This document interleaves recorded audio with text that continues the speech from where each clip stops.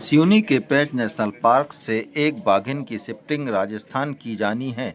इसी को चलते पूरा वन अमला उस बाघिन को शिफ्टिंग के लिए पिछले 4 दिन से प्रयासरत है।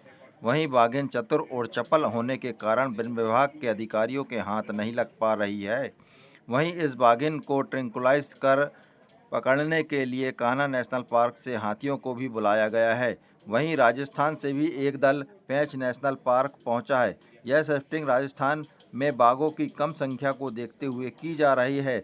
मध्य प्रदेश में बाघों की संख्या अधिक होने के कारण इस बाघिन को राजस्थान भेजा जाना है। यह कार्य केंद्र सरकार और राज्य सरकार मिलकर करती हैं।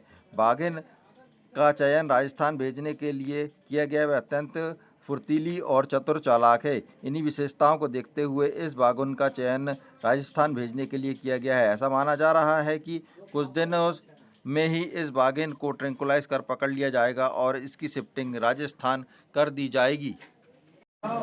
इस कार्य को पूरा करने के लिए पेंच प्रबंधन और वहां के वन अधिकारी लगे हुए हैं। 4 दिन हो जाने के बाद भी उन्हें सफलता नहीं प्राप्त हुई है। बाघिन को सावधानीपूर्वक ट्रैंकुलाइज किया जाना है, इसी कारण इस कार्य में देरी लग रही है। इस कार्य के लिए राजस्थान से भी एक दल आया है और कान्हा नेशनल पार्क से भी हाथियों के दल को बुलाया गया है और विशेषज्ञों की देखरेख में यह कार्य किया जा रहा है। ऐसा माना जा रहा है कि आने वाले कुछ दिनों में वन विभाग को सफलता मिल जाएगी और इस बाघिन की शिफ्टिंग राजस्थान कर दी जाएगी, जिससे कि वहाँ पे शावकों की संख्या बढ़ सके। आइए बताते हैं आपको कि पेंच अधिकारी ने इस पूरे मामले में क्या कहा। और ये जो भारत सरकार और राज्य सरकारों ने मिलके ये तय करा, एक्चुअली में इसकी एक बहुत वृहद प्रक्रिया होती है और इसके तहत इसकी टेक्निकल सैंक्शन एनटीसीए के द्वारा जारी की जाती है। तो जो राजस्थान राज्य है वहाँ पे बाघों की संख्या अपेक्षाकृत कम है और संभवतः इस दृष्टि से उन्होंने ये निर्णय लिया कि बाघों की संख्या बढ़ाने की भी दृष्टि से और उनमें इनब्रीडिंग स्ट्रेस को कम करने की दृष्टि से अन्य लैंडस्केप से बाघ लाकर वहाँ इंट्रोड्यूस किए जाएं, ताकि जो उनका जो जेनेटिक क्वालिटी है वो बेहतर हो सके और पॉपुलेशन ग्रोथ भी हो सके। और इस तहत मध्य प्रदेश से 3 बाघ जाने हैं, मध्य प्रदेश राज्य से, और उसमें भी जो सबसे पहला बाघ जाना या बाघिन जानी है वो पेंच टाइगर रिजर्व से जानी है। और उसी ट्रांसलोकेशन के लिए हमने एक कार्रवाई जो चल रही है पिछले कुछ 4-5 दिनों से कि हम एक बाघिन को ट्रांसलोकेट करने के लिए सर्च कर रहे हैं। कितनी सफलता मिली और कब तक हो सकता है ये प्रोजेक्ट पूरा? सफलता तो जब वो ट्रांसलोकेट हो जाएगी तभी पूरी सफलता होगी। और वन्य प्राणी प्रबंधन और इस तरह की चीज़ों में तो बहुत गेस्टेशन पीरियड लंबा होता है।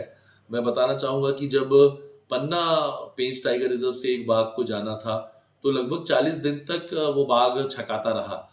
तो अभी तो हमें 4 दिन ही हुए हैं, तो दिल्ली अभी दूर है और हम पूरे प्रयास कर रहे हैं कि जल्दी हो जाए। लेकिन मैं यहाँ सभी को बताना चाहूँगा कि जब हम रेस्क्यू करते हैं, और इसीलिए मैंने शुरू में कहा कि रेस्क्यू और ट्रांसलोकेशन में क्या फ़र्क है। जब हम रेस्क्यू करते हैं तो कोई घायल बाघ होता है, कोई कुएं में गिरा है, कोई तनाव की स्थिति में है, तो उस वजह से उसकी मोबिलिटी बहुत रिस्ट्रिक्ट होती है, ज़्यादा वो दौड़ता भागता नहीं है। अब किसी को चोट लगी है तो क्या दौड़ेगा, तो उसको पकड़ना खोजना आसान होता है। लेकिन जब हम ट्रांसलोकेशन प्रोजेक्ट के लिए एक बाघिन को भेज रहे हैं तो हमें सबसे स्मार्ट, सबसे जो चपल और सबसे बेहतर बाघ चाहिए। तो बाघों की दुनिया में बेहतर क्या है, जो इंसानों से छुप के अपना जीवन अच्छे से बिता सके। तो उस दृष्टि से ये जो बाघिन है वो बहुत ही अच्छी बाघिन है। कई बार हमारी टीम के 10-15 फीट दूर भी होती है और वो छिप जाती है, कैमोफ्लेज कर लेती है और नहीं देख पाते हैं। किसी क्षण कहीं दिखती है और अगले क्षण वहां से गायब हो जाती है। तो एक बहुत ही चपल और बहुत ही कुशल बाघिन है वो, और इसीलिए देरी हो रही है। पर हमारी टीमें लगी हुई हैं, हाथी दल लगे हुए हैं, कान्हा से भी हमने हाथी बुलवाए हैं और हमारा जो पेंच टाइगर रिजर्व का दल तो प्रबंधन है, राजस्थान से भी अधिकारी आए थे। तो उस तरह से मिलकर सम्मिलित प्रयास चल रहे हैं